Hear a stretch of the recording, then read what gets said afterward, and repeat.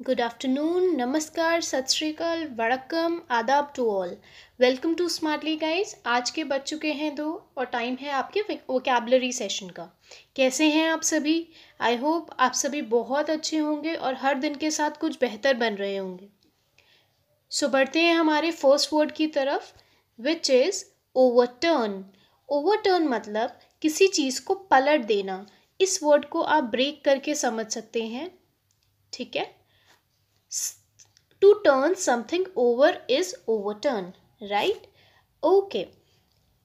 किसी चीज़ को रद्द कर देना, जब हमें किसी चीज़ को कैंसिल यानी कि रद्द करना होता है, आप उसको रीड करते हैं, ठीक है। Suppose this is a document, आपने उसको रीड किया, देन आपने उसको कैंसिल कर दिया। यू टर्न इट ओवर, आपने इसको कैंसिल कर दिया, वापस कर दिया, ये होता है ओवरटर्न, राइट। अगर इसका आप एक और मीनिंग देखेंगे, उसका मतलब होता है tip something over so that it is on its side और अपसाइड डाउन। जब कुछ उल्टा हो जाता है उसको हम ओवरटर्न कहते हैं। समझ आया? किसी चीज़ को कैंसिल या रद्द करना या किसी चीज़ को पलट देना, ये होता है ओवरटर्न। इस इमेज में देखेंगे, ये कार ओवरटर्न्ड है, ये कार उल्टी हो चुकी है, ठीक है। It is turned on its side और upside down, right. Okay, synonym is reverse और रिसाइन। रिवर्स और रेसेंट, ठीक है। रिवर्स मतलब किसी चीज़ को उल्टा करना या वापस करना, रेसेंट मतलब किसी चीज़ को कैंसिल करना। ओके, ये हमारी एक क्रिया है, रद्द करना, ये एक तरह का काम है, इसीलिए ये हमारी हो गई वर्ब। Okay, right. अगर किसी चीज़ को आप कैंसिल करते हैं या पलट देते हैं, मतलब आप उसमें कोई हिंड्रेंस, कोई ऑब्स्ट्रक्शन, कोई रुकावट क्रिएट करते हैं, वो होता है ओवरटर्न। लेकिन आप कोई भी रुकावट ना क्रिएट करें, चीज़ों को अलाउ करें, वो हो गया एंटोनिम ऑफ ओवरटर्न। तो किसी चीज़ को पलटना या रद्द करने का उल्टा होता है किसी चीज़ को अलाउ कर देना, ठीक है। For example, the rioters overturned several cars and set them alight. Rioters कौन होते हैं? जो रायट करते हैं। रायट मतलब दंगा। तो जो दंगाई होते हैं ना, जो दंगे करते हैं, उन्होंने बहुत सारी कार को पलट दिया और उनमें आग लगा दी। अलाइट मतलब आग लगा दी, ठीक है। तो हर बारी सेंटेंस के रिस्पेक्ट में आपको ये जज करना होता है कि यहाँ पे इसका मतलब क्या होगा।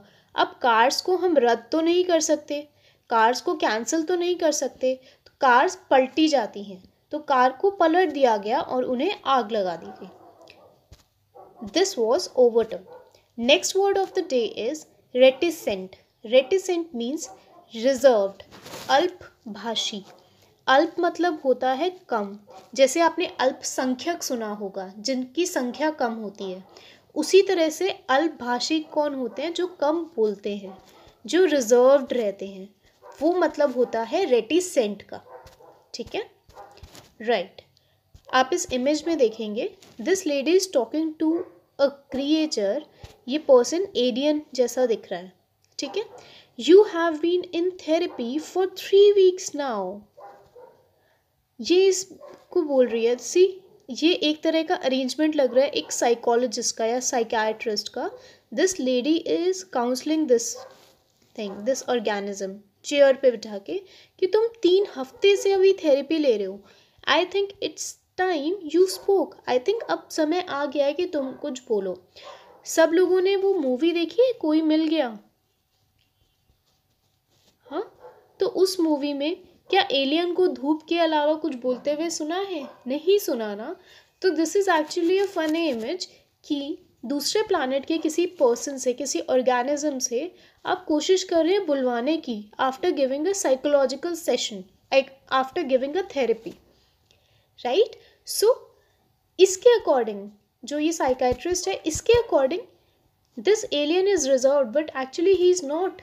The person does not know what to say और हाउ टू से, ठीक है। तो जो रिजर्व्ड होता है उसको हम कहते हैं reticent, right. Synonyms are withdrawn, introverted. तो आपने सुना होगा इंट्रोवर्ट, एक्सट्रोवर्ट। इंट्रोवर्ट वो लोग होते हैं जो रिजर्व्ड होते हैं, जो ज़्यादा नहीं बोलते, मन के अंदर ही सोचते हैं। एक्सट्रोवर्ट वो होते हैं जो अपने मन की सारी बात बाहर एवर्ट कर देते हैं, बाहर निकाल देते हैं, that is extrovert. These are opposites of each other, introvert and extrovert. ठीक है। विड्रॉ करना, किसी चीज़ को वापस लेना। तो अगर आप रिजर्व्ड के बेसिस पे रखेंगे तो ये विड्रॉन सही नहीं है, लेकिन रेटिसेंट, इसके बेसिस पे विड्रॉन बिल्कुल सही है। क्यों? क्योंकि रेटिसेंट मतलब किसी चीज़ को रख लेना अपने पास, ठीक है, और विड्रॉन का मतलब भी यही होता है, right? Okay. Antonyms expansive. Expansive एक वर्ड होता है एक्सपेंसिव। जब कुछ बहुत ज़्यादा महंगा होता है उसे हम एक्सपेंसिव कहते हैं, लेकिन एक्सपेंसिव क्या होता है? जब आप किसी चीज़ का एक्सटेंट की बात कर रहे हैं, समथिंग विच इज़ एक्सटेंसिव, बहुत लंबा चौड़ा फैला हुआ है, ठीक है, ये रिजर्व नहीं है, किसी लिमिटेड नहीं है किसी एरिया को लेके, एक्सटेंसिव है, बहुत ज़्यादा एरिया ऑक्यूपाई किए हुए हैं, दैट इज़ एक्सपांसिव। ठीक है। तो हम इसको कैसे समझेंगे? रिजर्व्ड मतलब लिमिटेड, लेकिन एक्सपेंसिव मतलब limit less, right? I hope this word is clear to you. Let's get forward to the example. Even the reticent members participated enthusiastically. Enthusiastic मतलब full of enthusiasm, पूरे जोश में, ठीक है। तो जो reticent, जो reserved लोग थे, जो लिमिटेड रहते थे अपनी बातों को लेके, उन्होंने भी बहुत जोश के साथ पार्टिसिपेट किया, may be in a match, may be in an event जिसकी हम बात कर रहे हैं, ठीक है। तो रेटिसेंट से आपको किसी पर्सन की विशेषता पता चल रही है, इसीलिए ये एक एडजेक्टिव है। एडजेक्टिव मतलब विशेषता, ठीक है, विशेषता बताने वाले शब्दों को हम एडजेक्टिव कहते हैं, right? Now next word is strife. Strife means कलह, कलेश होना, कॉन्फ्लिक्ट होना, लड़ाई झगड़ा होता है दो लोगों में जब एक कॉमन बात पे अग्रीमेंट नहीं होता, जब उन लोगों में डिसअग्रीमेंट रहता है, उसको हम स्ट्राइफ कहते हैं, ठीक है। Can you see this image? Person A, person B, they don't even want to look at each other because they have a conflict, disagreement है किसी बात को लेके, right guys? Okay. Synonym is friction और डिस्कॉर्ड। तो discord का तो meaning अभी मैंने यहाँ पे लिखा था, डिसअग्रीमेंट, ठीक है। फ्रिक्शन मतलब कैसे समझेंगे? आपने देखा है जब कोई रफ सर्फेसेस होते हैं, मान लीजिए दो सैंड पेपर हैं, अगर आप उनको, या दो ईंटें हैं, जब आप आपस में उनको रगड़ेंगे तो कुछ स्पार्क पैदा होगा, नेगेटिविटी पैदा होगी, ठीक है, दोनों घिस जाएंगे, लेकिन कुछ भी एक दूसरे के फेवर में नहीं है, वो एक दूसरे के अगेंस्ट अपनी कंडीशन एक दूसरे को घिस देंगे, ठीक है, क्योंकि उनमें कॉन्फ्लिक्ट है, या वो एक दूसरे के लिए कहते हैं ना कि एक दूसरे को कॉम्प्लीमेंट नहीं करते, ठीक है। दो अगर क्लॉथ के पीसेस होते हैं, कपड़े के पीसेस होते हैं, आप उनको आपस में रगड़ेंगे कुछ भी नहीं होगा, लेकिन वही अगर रफ सर्फेसेस हैं, आप रगड़ेंगे तो वो रिड्यूस करेंगे, एक दूसरे को कम करेंगे, क्योंकि वो डिसएग्री करते हैं, वो फ्रिक्शन क्रिएट करते हैं, ठीक है, राइट। जब स्ट्राइफ अगर कॉन्फ्लिक्ट है, तो अगर दो लोगों में प्यार, मोहब्बत, शांति होती है, समझ होती है, तो उसको हम हार्मनी या पीस कहते हैं, which is the opposite of strife. Strife एक नेगेटिव वर्ड है, इसको आप स्ट्राइक से भी याद कर सकते हैं, लेकिन स्ट्राइक में एक्सेसिव ऑपोजिशन शो होती है, स्ट्राइफ में जनरली लेस नंबर ऑफ लोग, पीपल आर इन्वॉल्व, जिनके बीच में कॉन्फ्लिक्ट या कलेश देखा जाता है, ठीक है। Example is the strife between two brothers started when they fell in love with the same girl. Now this is a common thing among all of you guys, जितने भी young लोग हैं, होता है कि दो भाई एक ही गर्ल के लिए they are following in love, और उसकी वजह से दोनों में कलेश हो रहे हैं, लड़ाई झगड़ा हो रहा है, right? Okay, I hope this word strife is clear to you guys, right? Then the next word is oblivious. Oblivious means unaware, अनभिज्ञ। अनभिज्ञ मतलब जिसको कोई चीज़ पता ना हो, जानता ना हो। आप इस इमेज में देखिए, दिस पर्सन, ये बड़ा बहुत आराम से कूल होते हुए ही इज़ मूविंग फॉरवर्ड, सामने देख के ही इज़ गोइंग, उसको नहीं पता यहाँ पे there is a hole, there is a pit hole, danger का साइन है, ये गिर सकता है। No, he is completely unaware कि सामने बहुत बड़ा डेंजर आने वाला है। ठीक है, तो oblivious means somebody who is unaware of something, right. एक ऑब्लीवियस रिलेटेड एक एनिमेटेड मतलब एक कार्टून कैरेक्टर भी है, ठीक है, who always gets into danger, किसी ना किसी खतरनाक सिचुएशन में फंस जाता है क्योंकि वो काफ़ी चीज़ों के अगेंस्ट अनअवेयर होता है। ठीक है, देन सिनोनिम इज अनकॉन्शियस। अब हो सकता है कि जो पर्सन अनअवेयर है वो बेहोश हो, उसको होश ही ना हो किसी सिचुएशन का। ठीक है, that's why he is oblivious, right. Heedless क्या होता है? हीडलेस मतलब केयरलेस,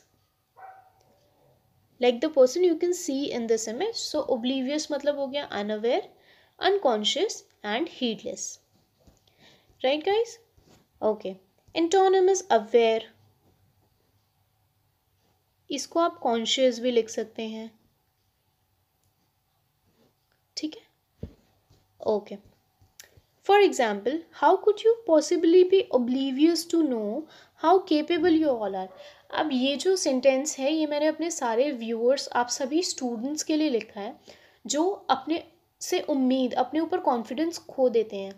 आप में से हर एक बच्चा बहुत ही ज़्यादा इंटेलिजेंट एंड उसमें बहुत हिम्मत है और कैपेबिलिटी है काम करने की, मेहनत करने की। ठीक है, अपने आप को कम नहीं समझेंगे, हाँ मेहनत करनी ज़रूरी है।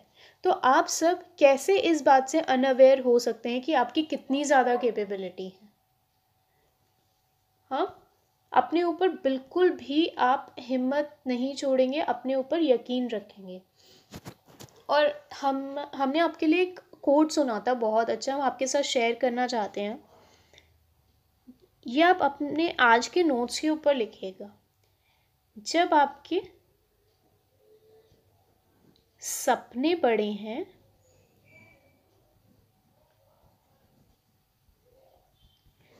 तो आप कैसे सोच सकते हैं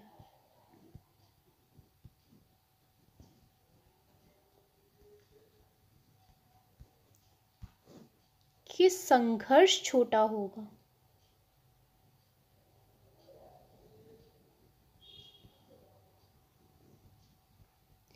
आप जितनी बार इस कोट को देखेंगे ना उतनी बार ये समझेंगे कि अगर आपकी ये हिम्मत, अगर आपका ये सपना है, आज मान लीजिए यही सपना है कि आपको बहुत फ्लुएंटली इंग्लिश बोलनी है। ठीक है, कुछ टाइम पहले से देखिए, जब से हमारे सेशन नहीं शुरू हुए थे, आपको कितनी दूर की बात लगती थी कि मुझे इंग्लिश अच्छे से सीख के फ्लुएंटली बोलनी है।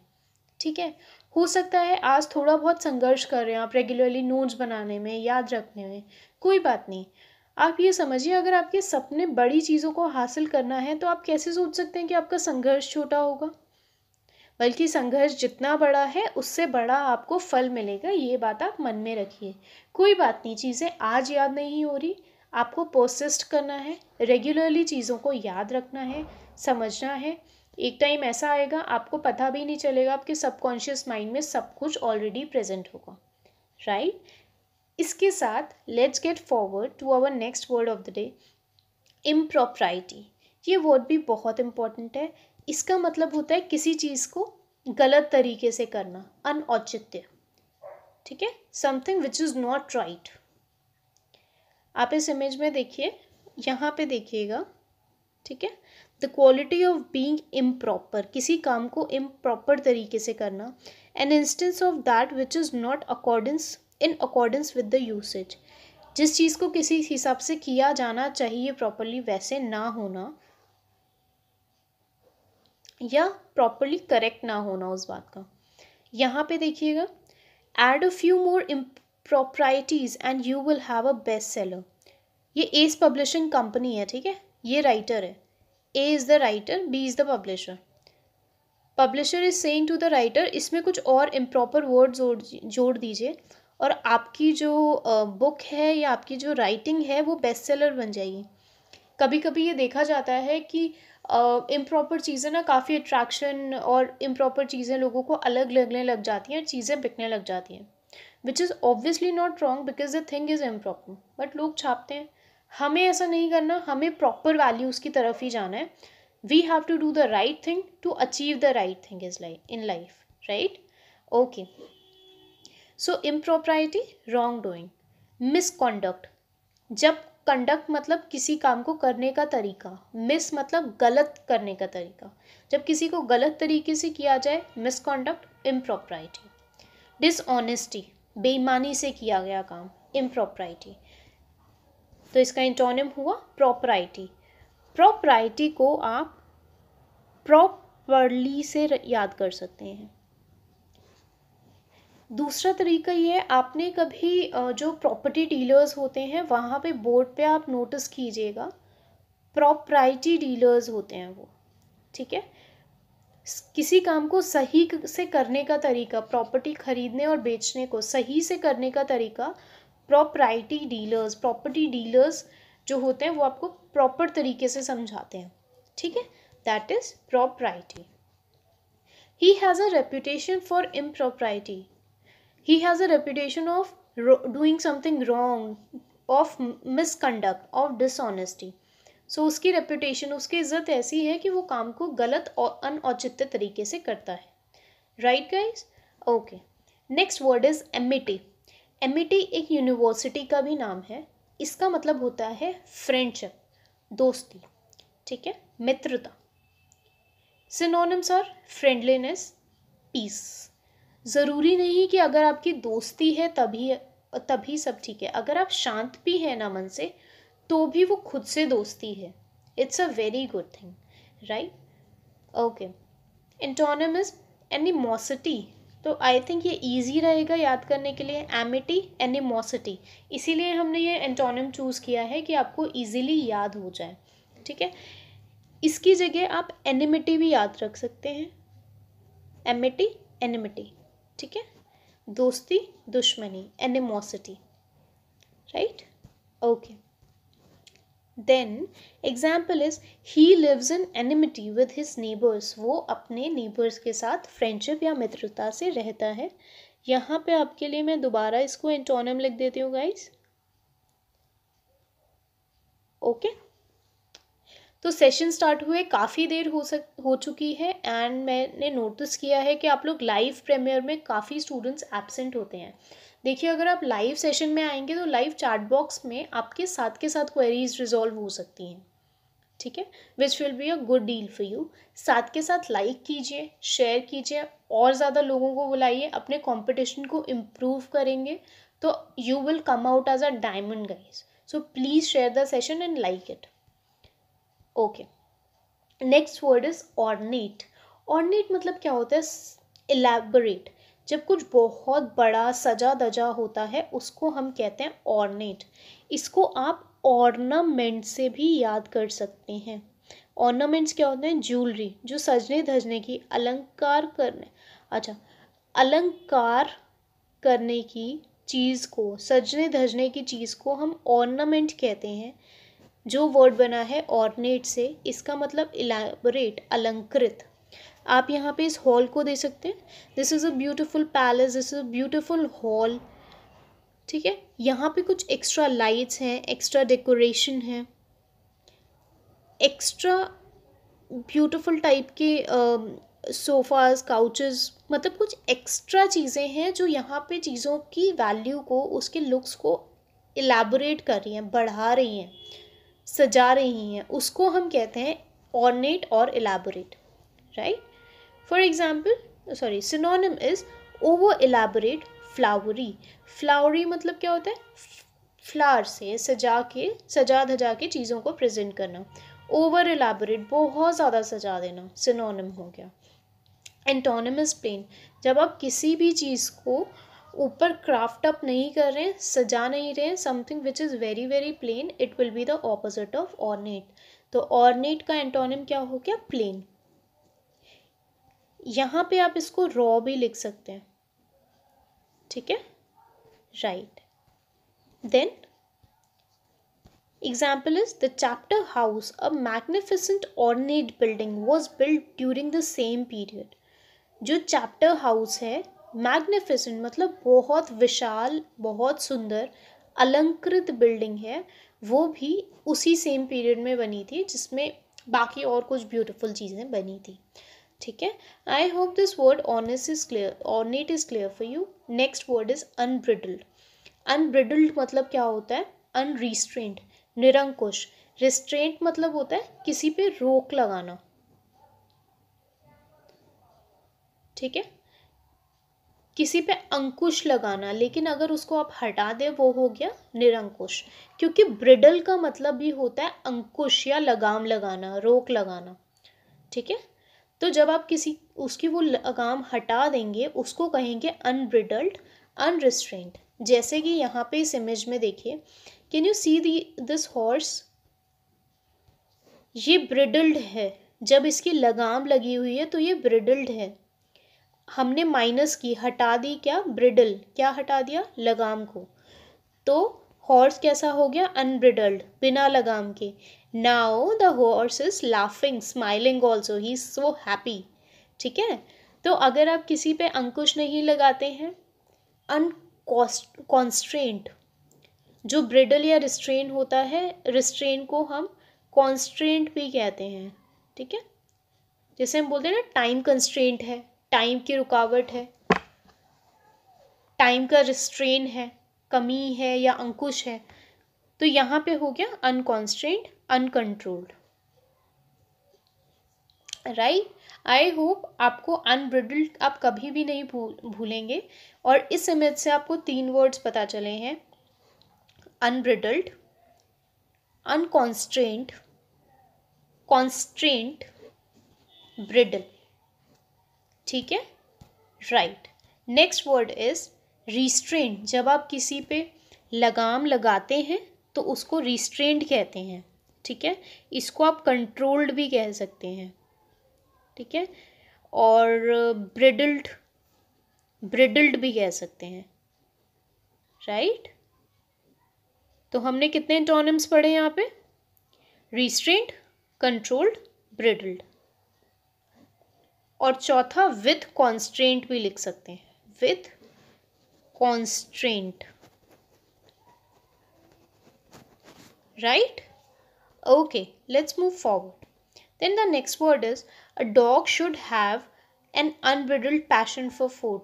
जो डॉग होता है ना, उस पर किसी भी अंकुश लगाए बिना ऐसा पैशन होना चाहिए कि उसके अंदर अनकंट्रोल्ड पैशन हो खाने का, तभी वो अच्छे से खाना खा के ग्रो कर सकता है। ठीक है, सो इट वॉज अनब्रिडल्ड, क्योंकि ब्रिडल्ड मतलब होता है कोई भी ऐसी चीज़ जिसके ऊपर लगाम लगाई गई हो, उसका अगर आप ब्रिडल हटा देंगे तो वो अनब्रिडल्ड हो जाएगा, हैप्पी हो जाएगा, निरंकुश, फ्री हो जाएगा। Right, okay. Next word is resolve. Resolve का मतलब आपने बहुत बारी ये पढ़ा होगा, रिजॉल्व के अंदर से होता है सॉल्व, किसी चीज़ को ईजिली उसका सोल्यूशन निकाल लेना। एक और वर्ड, इसका एक और वर्ड मीनिंग है जो आपने नहीं सुना होगा, डिटर्मिनेशन। अगर पता है तो वेल एंड गुड, इसको आप याद रखेंगे। आपने रेजोल्यूशंस लिए हैं काफ़ी बार, न्यू ईयर रेजोल्यूशंस पे। ठीक है, तो ये जो वर्ड रेजोल्यूशन है ये भी रिजॉल्व से ही आता है।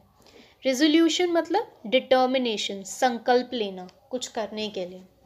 ठीक है, सिनोनिमस रेजोल्यूशन, जैसे हमने अभी आपको बताया, पर्पस, किसी चीज़ के लिए क्या रीज़न है, अपनी लाइफ का पर्पस ढूंढना या अपनी लाइफ का रेजोल्यूशन लेना, पर्पस डिसाइड करना, वो सब होता है रिजॉल्व करना।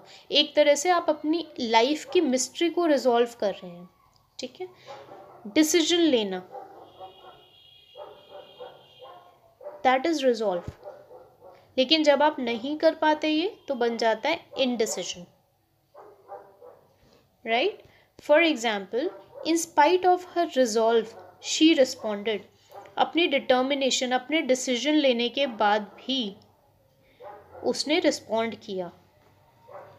अब जो इसको सॉल्व करना, जो इसका मतलब होता है, उससे रिलेटेड भी हम आपके लिए एक सेंटेंस लेकर आए हैं। I hope that you would resolve your problem but it seems to have no end. मैंने ये होप किया था कि तुम अपनी प्रॉब्लम को सॉल्व कर लोगी, लेकिन अब ऐसा लग रहा है कि कोई भी अंत ही नहीं है प्रॉब्लम का। Right, okay, now we are done with the words of the day guys. मैं अभी भी देख सकती हूँ कि जितने लोगों ने लाइक किया है उतने लोग भी इस सेशन को देख नहीं रहे हैं। कहीं ना कहीं आप लोग आते हैं इस सेशन को थोड़ी देर देख के फिर चले जाते हैं, विच इज़ रियली रॉन्ग। अगर आप अपने फ़न के लिए, अपने एंटरटेनमेंट के लिए आधे घंटे 2 घंटे की मूवीज़ देख सकते हैं, तो क्या आप अपने ग्रोथ के लिए एक आधे घंटे का सेशन लाइव नहीं देख सकते? It is really wrong. आप अपने लिए कुछ गलत कर रहे हैं if you are not watching it completely. So please watch it till the end. आपको हर दिन कुछ एंटरटेनिंग, कुछ नया मिलेगा यहाँ पे, ठीक है। So getting back to my idiom and phrase, one of the day is miss the boat. Miss the boat मतलब क्या होता है? अपनी चांस को मिस कर देना। आप इस इमेज में देख सकते हैं, जैसे this person wanted to catch this boat but they miss the chance of catching this boat. ऐसे ही एग्ज़ाम्स में होता है। हमें पता है कि रेगुलरली हमारे कुछ कॉमन एग्ज़ाम्स, गवर्नमेंट एग्ज़ाम्स होते हैं, आते रहते हैं। हमारी ऐसी सिचुएशंस होते हैं, इंटरव्यूज़ होते हैं, जहाँ पे आप अपना ये स्किल्स यूज़ कर सकते हैं जो आप डेली बेसिस पे पढ़ रहे हैं। बट अपॉर्चुनिटी आई और आप अनप्रिपेयर्ड रह गए, तो you will miss the boat, you will miss the chance of achieving your dream, of fulfilling your dreams. अगर आप टाइम पर प्रिपेयर्ड नहीं हैं तो वहीं से आता है ये ईडियम मिस द बोट। जब आप अपना चांस, अपने एम या अपने गोल या अपने घर की तरफ जाने का चांस जब आप लूज़ कर देते हैं, उसको कहते हैं miss the boat. For example, Peter had miss the boat by being late for the race. Peter ने रेस पर लेट पहुंच के अपना जीतने का चांस मिस कर दिया, राइट। हमारा नेक्स्ट ईडियम आपके लिए बहुत ज़्यादा इंटरेस्टिंग होगा, ठीक है। इसको थोड़ा सा हमने डिफरेंट तरीके से प्रेजेंट करने की कोशिश की है। सबसे पहले देखेंगे ईडियम क्या है, एप्पल ऑफ आई। ये इमेज देखिएगा, आईज की प्लेसेस पे एप्पल्स हैं। तो एक्चुअली हम जिसको बोलते हैं ना आँखों का तारा या आँख का तारा बोलते हैं, ठीक है, somebody who is very very precious, उसको हम कहते हैं एप्पल ऑफ आई, राइट। देखिए, समवन प्रीशियस और डियर। आपको अभी हम एक म्यूज़िक सुनाएंगे, आपको उससे याद आएगा कि आपने काफ़ी कॉमनली किसी के रिंग टोन या मे बी कॉलर ट्यून की फॉर्म में इसको सुना होगा, ठीक है। ध्यान से सुनिएगा।